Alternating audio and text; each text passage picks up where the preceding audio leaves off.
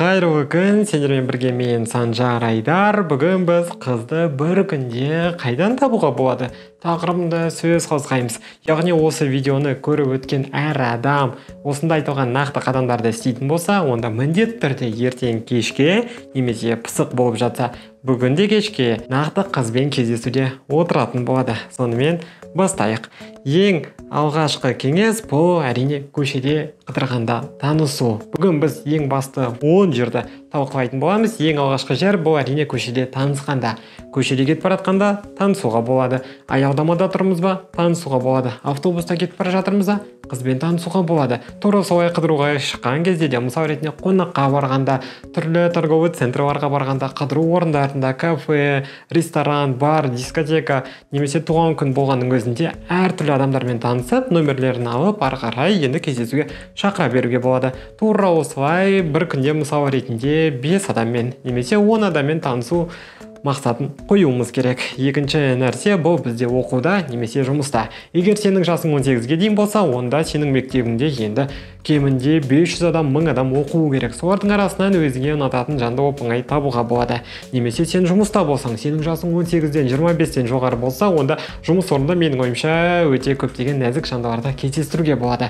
Ал құпия ретінде тағы да бір бонус, сен егер жұмыста болсаң, онда бұрынғы класстастарыңды, олардың құрбыларын еске алып, солардың барлығын әлеуметтік желілерде іздеп көрсең болады.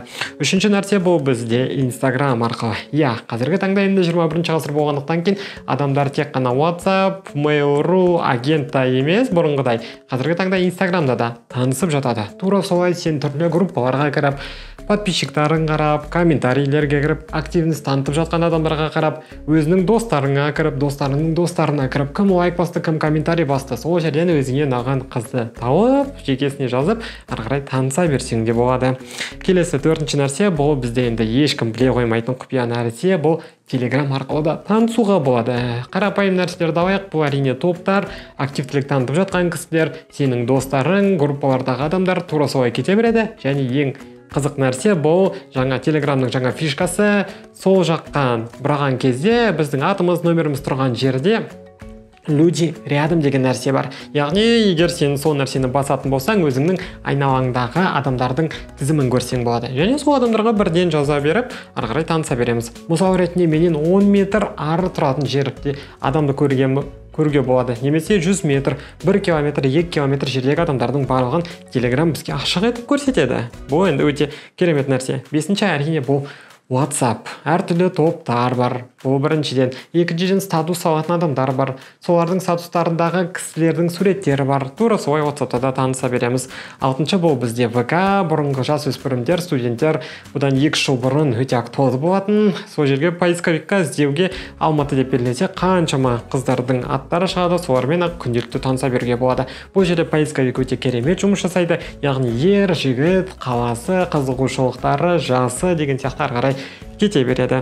Жетінші нәрсе бұл бізде енді менің өте қатты жақсы көретінім және нақты үйден шыққысы келмей, ешқайда барғысы келмей ақ жай ғана қыздарды іздей салатын адамдарға қатысты бұл әрине Баду деген қосымша. Бұл жерде адамдар бір-бірімен танысып жатады. Бұл енді бүкіл Қазақстан бойынша өте өзекті, актуалды, яғни трендовый қосымша болып келеді. Сол жерде қыздар жігіттермен танысады, жігіттер қыздармен танысады. Мен де тура солай кезінде көптеген қыздармен сол жерде танысқан болатынмын. Енді бұның барлығы тек қана өзіңнің мақсатыңа байланысты. Келесі бізде қосымша бұл Tinder деп аталады. Осы Бадуға ұқсас, соның басшысының қосымшасы, бірақ та енді кішігірім Бадудың конкуренті деуге болады. Сол жерде Тиндерда да көп адамдармен танысуға болады. Тиндерда енді адамдар саны азырақ, бірақ та сенің өзіңнің сөйлесетін адамдар саны көбірек, яғни көбірек адамдармен танысуға мүмкіндік бар. Ал Бадуда көп адам болса да, сен аз адамдар санымен таныса аласың.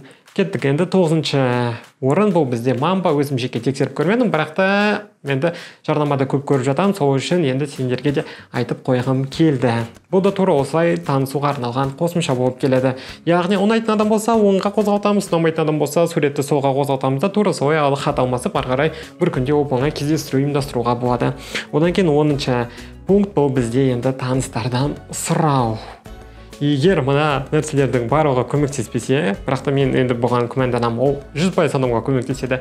Соның өзінде прям никак болмай жатса, таныстардан сұрауға болады, достарымыздан, құрбыларымыздан, құрбыларының құрбыларынан, таныстардан, туысқандардан ары қарай сөйтіп сұрай береміз. Бар болғаны осы. Ал бүгінге осы. Енді видео саған шынымен ұнады деген ойдамын. Сол себепті егер көңіліңнен шығып жатса, онда менің Instagram жекеме жазып, бұл видео жайлы өз пікіріңді жазсаң болады. Ал біз жалғастырамыз.